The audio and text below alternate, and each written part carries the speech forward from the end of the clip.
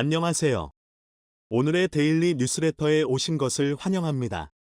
1. 한국 자동차 산업의 혁신. 2. 일본은 한국의 발전을 두려워한다. 3. 판도를 바꾸다 한국이 일본을 넘어섰다. 한번 진실을 알아봅시다. 얼마 전 중국의 세계적인 전기차 배터리 기업 CATL은 혁신적인 배터리를 개발했다고 발표해 업계의 주목을 끌었습니다.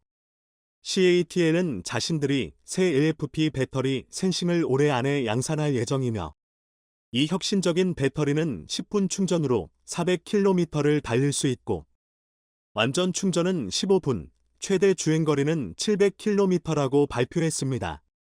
이게 정말 사실이라면 중국 배터리 업계가 한국 배터리 3사를 앞서갈 게임 체인저를 개발한 것이나 다름없었습니다. CATL은 이 신제품을 내년 1분기에 글로벌 시장에 내놓을 계획이라고 밝혔는데요. 그런데 이상하게 시장의 반응은 싸늘했습니다. 그동안 CATL의 배터리 성능 조작이 자주 있어왔기 때문인지 이번 배터리도 실제로 나와봐야 믿지 발표만으로는 100% 신뢰하기 어렵다는 반응을 보인 겁니다. 중국의 전기차 시장은 완성차 분야의 BYD, 배터리 분야의 CATL이 전 세계 시장에서 점유율을 높이며 승승장구해온 게 사실입니다. 올해 상반기에도 비아디는 전 세계의 전기차 128만 7천 대를 인도하며 점유율 1위를 차지했습니다. 이렇게 보면 비아디가 중국을 전 세계 전기차 시장 1위 국가로 만든 킹메이커 같지만 사실 그 반대입니다. 중국 정부는 지난 2014년부터 본격적으로 전기차 산업을 육성하기 시작했고 기업들의 연구 개발비와 보조금을 지원했습니다. 그러자 보조금을 받기 위해 수백 개의 자동차 업체가 전기차 제조에 뛰어들었고 관련 산업은 무섭게 성장했습니다. 하지만 중국의 모든 분야가 그렇듯 너무 빠르게 성장한 탓에 부작용도 상당합니다. 최근 중국에서는 수백 대의 전기차가 버려진 일명 전기차 무덤이 발견되면서 많은 사람에게 충격을 안겼는데요. 대체 지금 중국에서 무슨 일이 벌어지고 있는 걸까요? 보시는 장면은 얼마 전 항저우 외곽에서 발견된 중국 전기차의 무덤입니다. 버려진 전기차가 빼곡히 버려져 있는 모습은 가히 공포감마저 자아내고 있습니다. 이곳에는 심지어 새 차량도 잔뜩 들어차 있습니다. 항저우 전기차 무덤이 보도된 이후 중국 전기차 판매 대박 신화는 어쩌면 조작된 것일 가능성이 높다. 또는 실제로 중국 전기차 분야의 성공 신화는 과장되어 있다는 지적이 끊이지 않고 있습니다. 그리고 우후죽순 늘어난 중국 전기차 업체들은 지금 판매 부진과 정부의 보조금 지급이 중단되자 5년 만에 400곳이 줄도사라면서 새 차도 버려지는 전기차 무덤까지 등장한 것입니다. 하지만 그럼에도 중국은 여전히 무지성 전기차, 배터리 생산을 위한 자원 확보에 혈안이 되어 있습니다. 지금 중국 기업들은 리튬 확보에 혈안이 되어 있습니다. 리튬은 친환경 에너지 전환의 핵심 자원으로 꼽히는 광물이기 때문입니다. 올 들어 리튬 가격이 50%가량이나 떨어졌는데도 중국 기업들의 리튬 확보 경쟁은 사그라들지 않고 있습니다. 중국은 조금 있으면 리튬 수요가 회복될 것이라고 기대하고 있기 때문입니다. 최근 중국의 리튬 광산 탐사권은 시초가 대비 1000배가 넘는 가격에 낙찰되고 있습니다. 앞서 지난주 수찬성 진화년 리자거우의 리튬 광산 경매는 무려 1800배에 가까운 가격에 낙찰됐습니다. 리튬 가격 하락세에도 불구하고 이처럼 열띤 입찰 경쟁이 이어지는 것은 앞으로 시장 수요가 증가해 리튬 가격이 반등할 것이라는 중국의 확신이 반영된 것입니다. 한편으론 서방의 견제로 중국 기업들의 해외 리튬 확보가 어려워지자 중국 내에서 리튬 광산 탐사권 확보 경쟁이 과열되고 있는 것으로도 풀이됩니다. 우방국 기업들의 리튬 채굴 우선권을 부여하라는 서방 국가들의 지침에 따라 중국 기업은 이제 해외 리튬 광산에 접근하는 것이 제한적이기 때문입니다. 에너지기구 IEA 자료에 따르면 현재 중국에서 채굴되는 리튬은 전 세계 공급량의 12%에 불과하지만 가공을 거친 리튬의 경우 중국이 55%를 공급하고 있습니다. 미국과 일본, 유럽 각국은 중국의 리튬 장악을 막을 목적으로 개발도상국들과의 리튬 개발 협력을 확대하고 있는데요. 중국 최대 전기차 배터리 업체 CATL 역시 핵심 광물 확보에 전사적인 역량을 투입하고 있습니다. CATL은 최근 중국 수천성의 광업 운영을 감독하는 부서를 설립하는 한편, 다양한 지역의 전기차 배터리 공급을 추진 중입니다. 그런데 중국과 광물 확보 전쟁을 벌이고 있는 한국이 최근 엄청난 승리를 거두어 한국 배터리 업계의 전망을 밝게 하고 있습니다. 최근 현대자동차그룹은 전기차에서 중국의 자원을 아예 지워버리는 시도를 하고 있습니다. 그리고 현대차는 심지어 배터리를 자체 생산하겠다는 선언까지 했습니다. 현대자동차그룹이 중국 의존도가 절대적인 히토류 원료로 쓰지 않는 전기차 모터 개발에 나섰습니다. 히토류는 전기차 모터 제작에 들어가는 필수 소재이지만 조달 물량을 대부분 중국에서 들여오다 보니 국제 정세의 영향을 크게 받습니다. 따라서 전 세계적으로 탈중국을 위한 탈히토류 선언이 이어지고 있는데요. 글로벌 완성차 기업 중에서 현대차그룹의 행보가 눈에 띄게 혁신적입니다. 현대차는 히토류 연구자석을 전혀 사용하지 않는 권선형 회전자 동기모터 WRSM을 개발 중이라고 밝혔습니다. 대부분의 완성차 업체들은 전기차의 심장으로 불리는 구동 모터의 네오디뮴계 연구자석을 사용합니다. 모터의 회전자에는 네오디뮴계 연구자석을 두고 회전자 주위엔 코일을 감아 만든 전자석을 배치해 모터를 돌리는 연구자석 동기모터 PMSM 방식입니다. 네오디뮴은 강한 자성을 떼는 물질로 여기에 미량의 디스프로슘 터뷴을 섞으면 섭씨 200도 고온에서도 자성을 유지하기 때문입니다. 그런데 이번에 현대차그룹이 개발에 나서고 있는 신형 모터는 회전자 부분에 연구자석 대신 전자석이 들어갑니다. 한마디로 네오디뮴, 디스프로숨, 터뷴과 같은 히토류를 사용하지 않는 모터인 셈입니다. 현대차그룹이 히토류 없는 전기차 모터 개발에 나선 것은 최근 중국산 네오디뮴 수입량이 크게 늘었기 때문인데요. 전 세계 네오디뮴 시장에서 중국은 채굴의 58%, 재련의 90%를 담당합니다. 따라서 국내에 들어오는 연구자석의 87.9%는 중국산입니다. 현재 중국 정부는 미국의 반도체 수출 규제에 대한 맞대응으로 히토류 자석 수출 금지 카드를 검토하고 있는데요. 중국이 수출을 제한할 경우 대대적으로 전기차 전환을 추진하고 있는 전 세계 완성차 업체들은 직격탄을 맞게 됩니다. 그래서 BMW, 테슬라 등도 히토류 없는 모터 개발을 추진 중인데요. 현대가 히토류 없는 전기차 모터 개발에 나섬에 따라 이제 중국이 히토류를 무기로 완성차 업체의 갑으로 군림하는 날도 얼마 남지 않은 듯 합니다.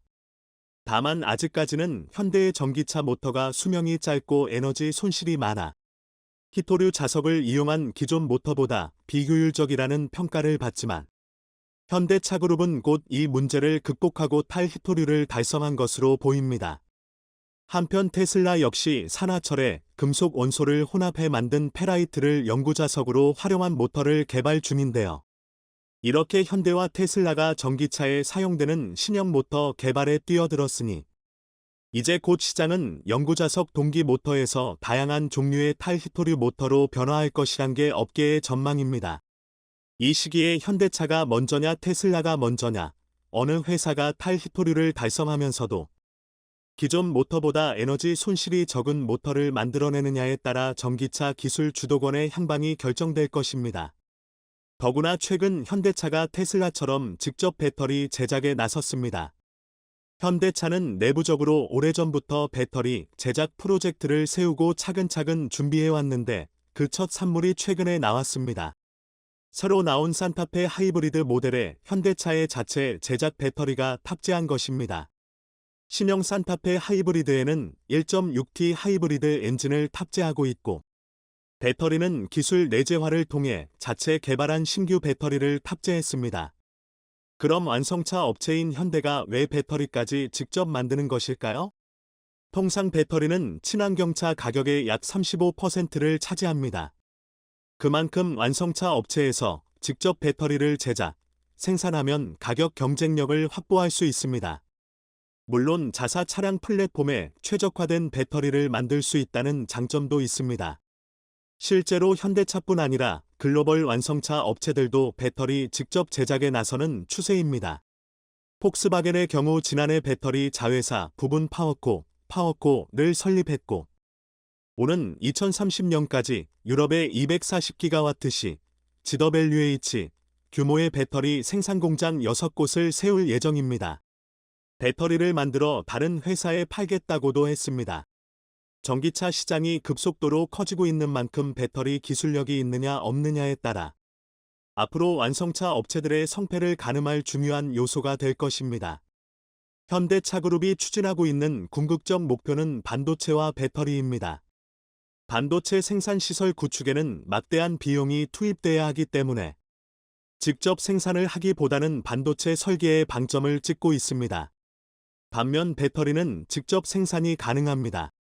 이니 현대모비스가 배터리 셀 패킹 기술 등 배터리 관련 기술을 확보하고 있는 만큼 현대차그룹이 배터리 셀 기술만 확보한다면 충분히 가능한 시나리오입니다.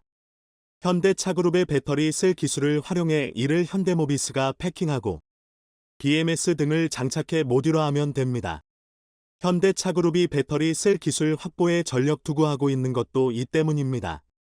현대가 에너지 손실이 적은 탈히토류 전기차 모터를 개발하고 반도체 설계까지 할 수 있게 된다면 더 이상 중국 업체들은 글로벌 전기차 시장의 상위 랭킹을 차지할 수 없게 될 것입니다. 한국이 14억 인구 인도에서 대반전을 일으켜 일본이 충격을 받고 있습니다. 인도 장관이 한국을 향해 폭탄 발언을 했을 정도로 상황이 급변했기 때문인데 이는 한국과 경쟁하던 일본 업체의 몰락을 예고한 것이라 외신에서도 근 이슈가 되고 있습니다. 한국으로 쏠린 인도의 시선. 무슨 일이 벌어졌는지 자세히 알아보겠습니다. 한국 내 무역 적자가 심화되는 가운데 새로운 희망으로 떠오른 품목이 있습니다. 자동차 수출이 호조를 띠면서 기타 산업의 부진을 어느 정도 커버하게 된 것입니다. 한국 경제는 반도체에 의존해 굴러가는 외발 자전거란 평가를 받아왔습니다. 하지만 자동차도 반도체에 버금가는 실적을 내면서 또 다른 바퀴 역할을 하고 있습니다. 2월 한국의 주요 수출품을 보면 반도체가 42% 감소한 상황에서 자동차는 오히려 47% 증가하며 무역수지 적자폭을 줄이는 데 크게 기여했습니다. 특히 전기차는 82% 급증한 상황입니다. 2월 자동차 수출은 56억 달러로 반도체 59억 달러의 덕미까지 추격했는데 이는 전 세계적으로 한국차의 인기가 크게 몰라서고 있기 때문입니다. 미국은 우리나라 수출 자동차의 40%를 가져가고 있습니다. 현지 공장을 가동하고 있으나 수요를 따라가지 못해 수출을 하고 있는 것입니다. 미국이 IRA로 전기차의 타격을 주려 했지만 전체 수출을 막지는 못하고 있습니다.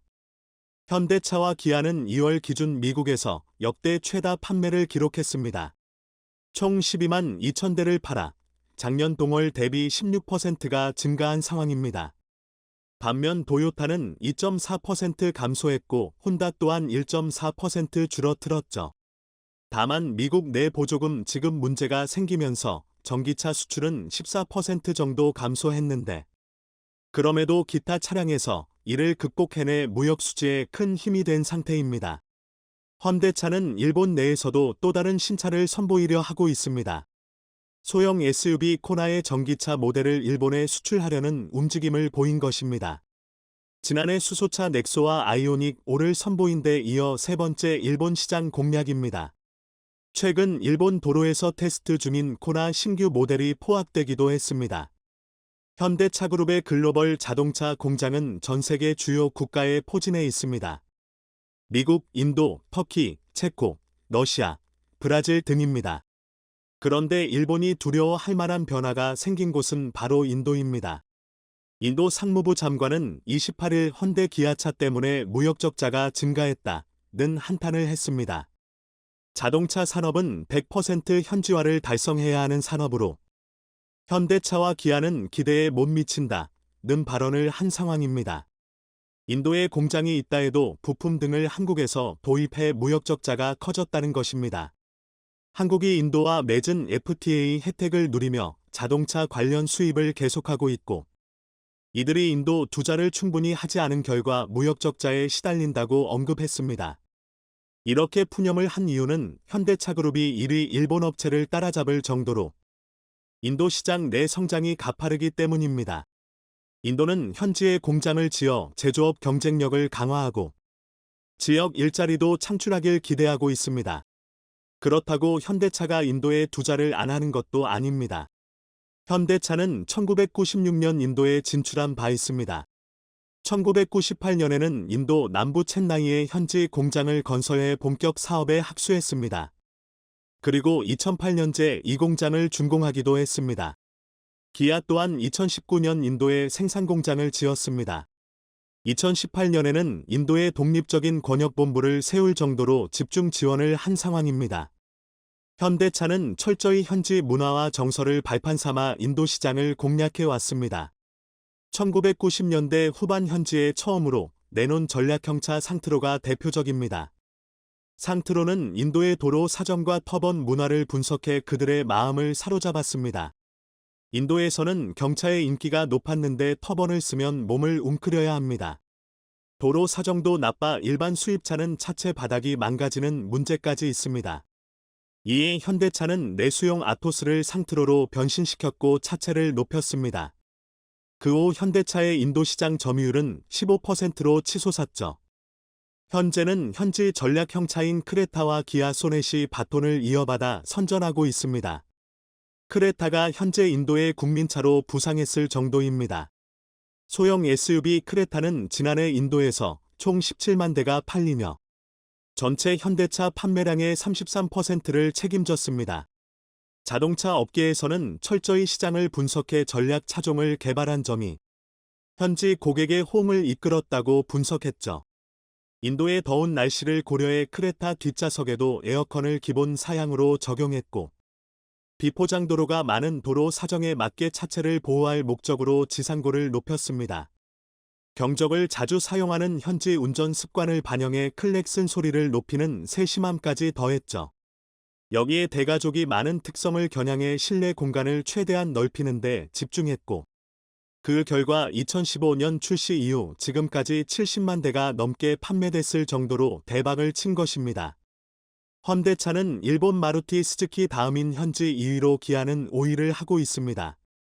기아는 현지 생산을 통해 그곳을 수출 허브로 삼으려 하는 중입니다. 현지 매체들은 과거 작은 것이 아름답다는 취향에서 큰 것이 좋다라는 분위기로 바뀌었다는 설명을 했습니다. 즉 SUV를 적극 공략한 한국의 전략이 맞아 떨어진 것입니다. 현대차그룹은 작년 인도에서 81만 대를 판매해 전년 대비 41%나 성장했습니다. 이는 글로벌 3위 생산 달성의 발판이 됐다는 평가입니다. 회사별로는 현대차가 56만 대, 기아는 25만 대를 판매했습니다. 이는 중국 시장 하락을 인도 시장이 커버하는 한국인데 올해는 더 성장해 87만 대 이상 판매를 전망하고 있습니다. 현대차그룹은 지난 10년간 중국 비중이 70% 줄고 인도는 2배로 성장했습니다. 2012년만 해도 중국 판매는 20%, 미국 19%, 한국 17%, 유럽 12%, 인도 6% 순이었으나 현재는 중국이 6%, 인도는 12%로 역전돼 있습니다. 인도 판매 증가는 중국 러시아 부진의 달출구로 부상하고 있는 상태입니다. 인도 시장의 수익성도 나쁘지 않습니다. 세단보다 비싼 편인 SUV가 주로 판매되기 때문입니다. 현대차는 소형 SUV인 캐스퍼의 인도 출시까지 결정했는데 AI 3란 이름을 붙여 현지에서 생산 판매할 방침을 세우고 있습니다. 이에 따라 현대차의 인도 SUV 시장 입지는 더 단단해질 것이란 분석입니다. 인도 인구는 지난해 말 처음으로 중국을 추월했습니다. 평균 연령은 28세로 38세인 중국보다 젊고 GDP 성장률은 6.5%로 나타나 3%에 그친 중국을 크게 앞질렀습니다. 모디 총리 지지율이 70%가 넘어 안정적 정치 환경도 투자 매력으로 꼽히고 있습니다. 현대차그룹은 2020년 현지 생산 105만 대 체제를 구축했고 올해는 122만 대까지 늘린다는 계획을 세우고 있는 상태입니다. 특히 현대차 챈나이 공장은 올해 안에 82만 대로 확대한다는 방침입니다. 올 초 분위기도 상당히 양호합니다. 현대차와 기아는 1월 기준 인도 시장에서 역대 최다 판매를 달성했습니다. 현대차는 13% 증가한 5만 대를 팔았고, 기아도 2만 8천 대, 48% 증가를 판매했습니다. 이는 인도 시장 내 2위와 5위에 해당하는 판매량입니다. 합산 점유율은 22.6%로 지난해 동기보다 1.5%포인트나 상승했습니다. 14만 7천 대를 판 마루티 스즈키가 42% 점유율로 1위를 했지만 과거 80%대 점유율에서 반토막이 났을 정도로 몰락 중에 있습니다. 이는 인도 장관이 우려했을 만큼 한국차의 성장이 빠르기 때문입니다. 마루티 스즈키는 1981년 일본 자동차 제조사 스즈키가 인도와 합작법인 형태로 만든 회사로 인도에서 연간 200만 대 이상을 판 적도 있습니다. 일본 내에서는 도요타, 닛산, 혼다에 밀린 사약 수준이지만 여전히 10대 자동차 회사의 이름을 올릴 수 있는 것도 인도 시장 점유율 때문입니다. 그런데 최근 현대차 그룹이 이를 끌어내리고 있는 것입니다. 현대차는 인도 현지형 전기차 크레타 EV 출시까지 준비하고 있습니다. 최근 테스트 차량 2대가 도로를 주행하는 모습이 포착되기도 했습니다. 2025년 하반기부터 공식 판매를 시작할 계획입니다. 연간 2만 5천 대 판매를 목표로 하고 있으며 같은 해 출시 예정인 마루티 스즈키의 중형 전기 SUV와 정면 승부를 펼치게 될 것이란 분석입니다. 하지만 현재 크레타의 인기가 대단해 한국의 승리를 예견하는 곳이 많습니다. 현대차가 인도 전기차 시장 공략에 집중하는 이유는 높은 성장성 때문입니다. 인도 전체 시장에서 전기차는 1% 미만 점유율을 보이고 있지만 인도 정부는 2030년까지 30%대로 올리겠다는 계획을 세우고 있습니다. 2030년 인도의 전기차 시장 규모는 194조 원에 달할 것이란 분석입니다. 지난해 인도 자동차 시장 규모는 420만 대로 세계 3위로 급성장했습니다. 그런데 2030년이 되면 연간 1,300만 대에 육박할 전망입니다.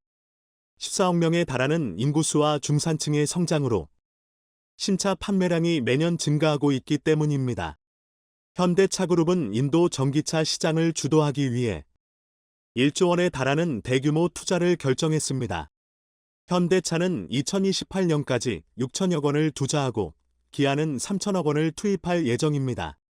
인도 장관의 우려에 앞서 먼저 움직인 것입니다.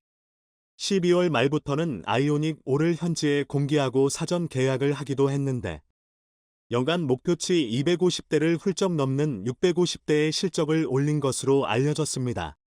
인도 첸나이 공장에서 부분 조립 방식으로 만들고 있는 상황입니다. 캐스퍼 또한 인도에서 전기차로의 출시도 준비하고 있습니다.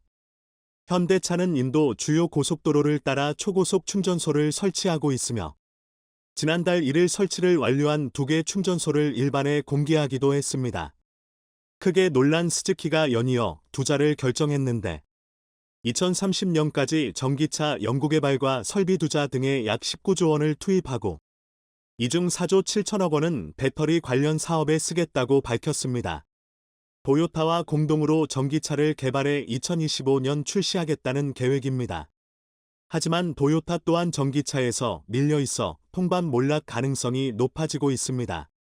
작년에 도요타가 야심차게 내놓은 BZ4X 전기차 모델은 타이어가 떨어져 나가는 망신을 당하기도 했죠. 인도 정부는 전기차 산업을 키우기 위해 수입 관세를 세계 최고 수준으로 인상했습니다. 4월 1일부로 자동차 수입 관세가 인상되는데 전기차와 이륜차에도 기존보다 10% 오른 70%가 적용됩니다. 반제품 조립 CKD 방식으로 생산하는 차량은 기존 30%에서 35% 올라갑니다.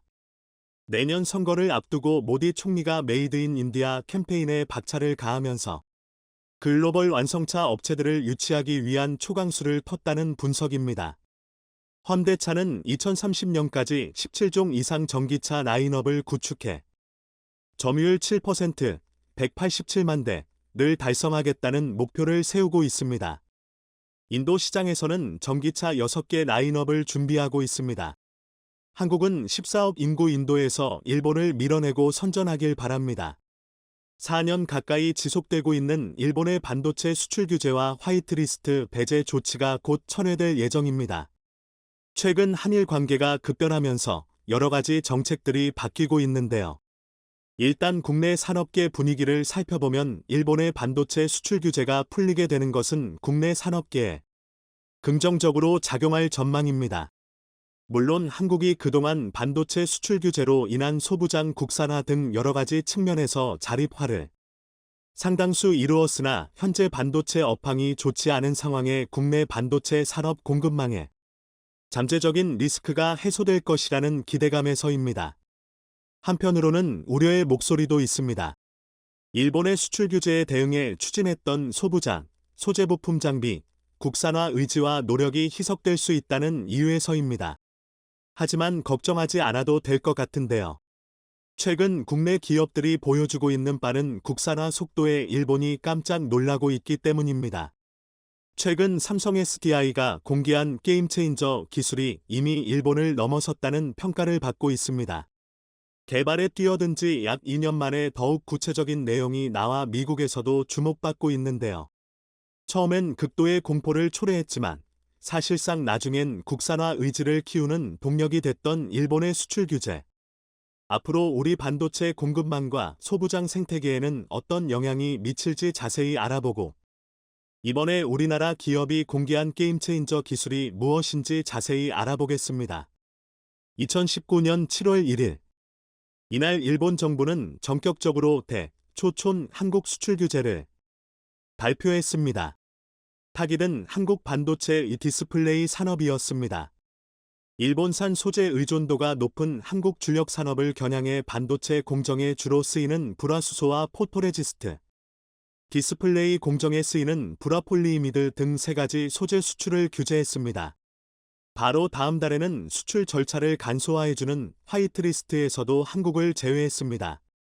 이러다 우리 주력 산업인 반도체 공급망이 무너질 수 있다는 우려가 터져나왔습니다.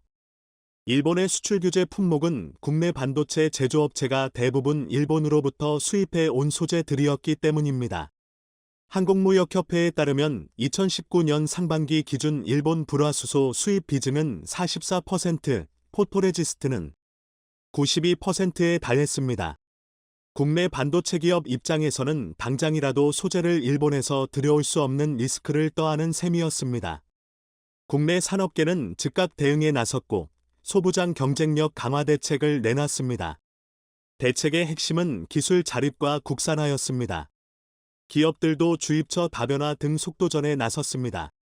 일본 소재를 대체하기 어려울 것 같았지만 성과도 조금씩 나타났습니다.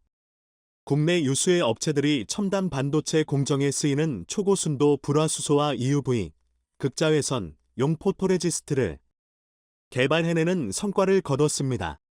산업통상자원부에 따르면 지난해 일본산 소부장 수입액은 전체 소부장 수입액의 15%가량을 차지했습니다. 수출 규제 전까지 일본산 수입 비중은 23.8%에 이르렀지만 8% 이상 내린 것입니다.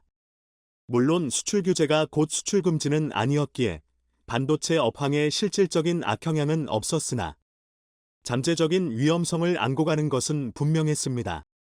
그런데 우리는 오히려 국산화로 상황을 대처하면서 기술 자립화라는 한 단계 발전을 한 것입니다. 결과적으로 지난 4년여간 일본 수출 규제의 여파는 공포보다는 감내할 수준 정도였다는 게 업계 준론입니다. 오히려 그 과정에서 소부장 국산화를 제대로 추진할 수 있는 토양이 마련됐습니다. 실제로 국산화 성과도 여럿 나왔습니다. 일본산 수입 대체에 가장 성공한 품목은 불화수소입니다. 지난해 2022년 기준 일본에서 수입한 반도체 제조용 불화수소의 수입은 수출 규제가 시작되기 전인 2018년 대비 무려 90%나 감소했습니다. 국내 기업인 솔브레인과 SK머트리얼즈의 국산화와 수입처 다변화를 통해 이룬 놀라운 성과입니다. 솔브레인은 2020년 초 액체 불화수소 공장을 조기 완공해 12엔 99.9999999% 급의 초고순도 액체 불화수소 양산에 성공했습니다. SK머트리얼즈는 2020년 중순 액체 불화수소 대비 개발 난이도가 높은 불화수소 가스 양산을 3N급의 초고순도 제품으로 양산하기 시작했으며 올해까지 국산화 70%를 목표로 잡고 있습니다. 또 수출 규제는 일본 기업들에도 영향을 끼쳤습니다. 까다로운 수출 규제 탓에 한국의 생산 라인을 구축하는 일본 기업도 늘었습니다.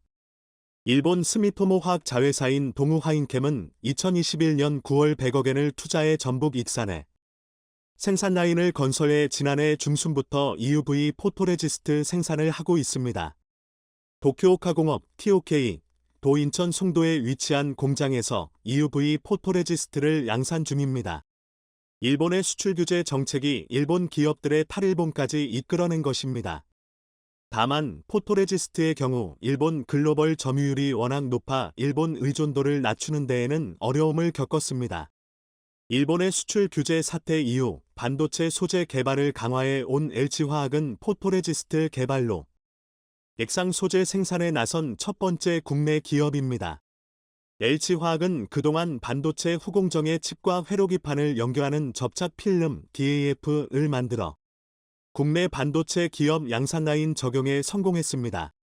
그럼에도 최근 삼성 SDI도 반도체 초미세 회로 공정에서 게임 체인저 소재로 각광받는 무기물 포토레지스트 PR 개발에 착수하면서 일본을 깜짝 놀래켰습니다. 무기물 포토레지스트 PR는 반도체 노광 공정에서 범용으로 활용하는 유기물 포토레지스트 PR보다 튼튼하고 견고한 회로를 만들 수 있는 것이 장점입니다. 삼성 SDI 외에도 세계적인 반도체 소재 업체들은 무기물 PR 기술 주도권을 잡기 위해 치열한 특허 경쟁을 벌이고 있습니다. 7일 업계에 따르면 삼성전자는 지난 2일 미국에서 열렸던 세계 최대 광공학회 SPIE 2023분에서 세계 EUV 극자외선 용 포토레지스트 동향과 함께 삼성 SDI의 무기물 포토레지스트 개발 내용을 언급했습니다. 삼성전자 측은 이 발표에서 삼성 SDI가 삼성전자에 여러 차례 무기물 이노어게닉 포토레지스트 샘플 제품을 공급했다고 설명했습니다. 이니 샘플 제품을 공급했다는 것은 이미 개발이 완료된 상태이고 검증만 남았다는 것을 의미하는데요. 삼성 SDI의 무기물 포토레지스트 개발 소식이 대중에게 공개된 건 처음입니다. 지난 2021년 삼성 SDI 전자재료 사업부가 개발에 뛰어든 소식이 알려진 이후 약 2년 만에 더욱 구체적인 회사 기술 로드맵이 알려진 것입니다.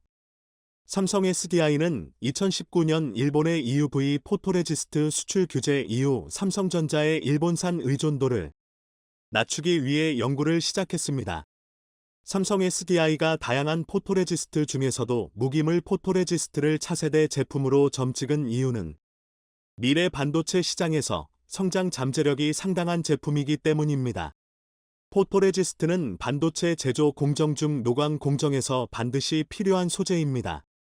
노광 공정은 웨이퍼의 빛으로 반도체 회로 모양을 반복적으로 찍어내는 작업인데 이때 빛과 반응하는 물질인 포토레지스트를 웨이퍼 위에 발라야 합니다. 그동안 이것은 탄소, 산소, 수소 등을 포함한 유기물 형태로 만들었습니다. 그러나 유기물 포토레지스트는 한계에 직면하고 있습니다. 회로의 폭이 10나노미터 이하로 미세해지고 폭까지 깊어지면서 빛으로 파낸 회로 모양이 와르르 무너지는 상황이 발생한 것입니다. 이는 회로 분량에 큰 영향을 미치는데요. 이 문제를 해결하기 위해 등장한 소재가 무기물 포토레지스트입니다. 무기물 포토레지스트는 유기물이 아닌 금속, 그야말로 무기물 알갱이로 만든 소재입니다. 금속 특유의 단단한 성질로 미세한 폭을 깊게 파더라도 튼튼하게 버틸 수 있는 것이 특징입니다. 특히 반도체 업계는 7나노 이하 미세 노광에 쓰이는 EUV 공정에서 쓰임새에 주목하고 있습니다. 이진균 인하대 교수는 무기물 포토레지스트는 차세대 노광 공정으로 손꼽히는 극자외선 EUV 기술의 핵심이 될 것이라고 설명했습니다.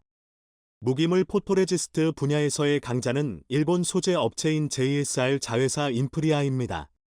인프리아는 현재까지는 세계에서 유일하게 무기물 피안을 양산하는데요. 그런데 이번에 삼성 SDI가 이 시장에 진입하면서 이미 일본을 뛰어넘었다는 평가가 나올 정도로 강력한 경쟁자가 될 전망입니다. 이러한 흐름을 타고 최근 국내 반도체 소재 업계에서도 삼성 SDI 외 다양한 기업들이 무기물 포토레지스트 분야에 도전장을 내민 것으로 알려졌습니다. 업계에 따르면 최근 EUV 노광 공정 후 생긴 부산물을 씻겨내는 린스라는 소재를 국산화한 영창케미칼은 무기물 포토레지스트 연구, 개발 내용을 기술 로드맵에 올려놓은 것으로 파악됩니다. 최근 삼성전자에 EUV P안을 공급한 것으로 알려진 동진세미캠이라는 소재 기업도 무기물 PR 분야에 관심을 가지고 있습니다. 동진세미캠은 지난해 말 EUV 포토레지스트 양산의 성공해 반도체 고부가 소재 국산화에 앞장서고 있습니다.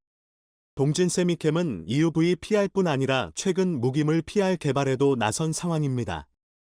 현재 논의되고 있는 상황을 보면 일본의 수출 규제가 풀릴 가능성은 거의 확정적입니다. 양국이 WTO 분쟁 해결 절차를 잠정 중단하고 협의에 나서기로 사실상 합의했기 때문입니다. 일본 수출 규제가 해제되는 경우 국내 반도체 핵심 소재에 대한 공급망은 잠재적 리스크를 없앨 수 있습니다.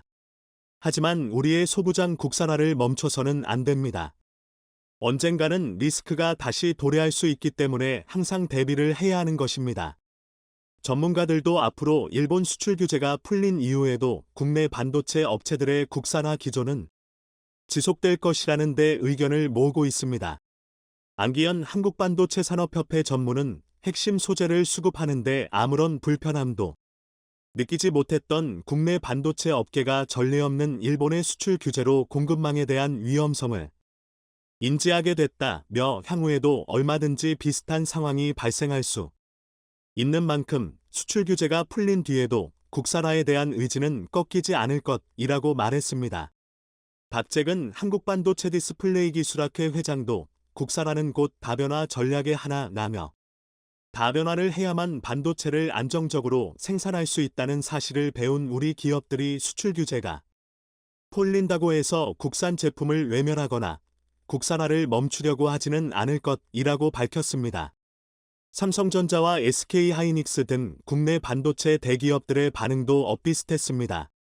어느 대기업 관계자는 국내 산업의 여건상 100% 소부장 국산화 달성까지는 어려움이 있을 수 있으나 공급망 이슈가 있을 때 부분적으로 대체할 정도의 국산화에만 성공해도 국내 반도체 산업에 큰 도움이 된다고 말했습니다.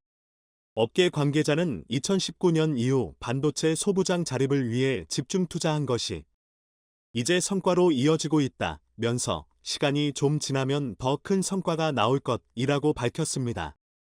이렇듯 국내 기업들은 일본 핵심 소재에 의존하지 않으려 기술 자립화를 가속화하고 있습니다. 앞으로 더 많은 발전을 이뤄 글로벌 시장도 장악하길 기대해 보겠습니다. 시청해 주셔서 감사합니다.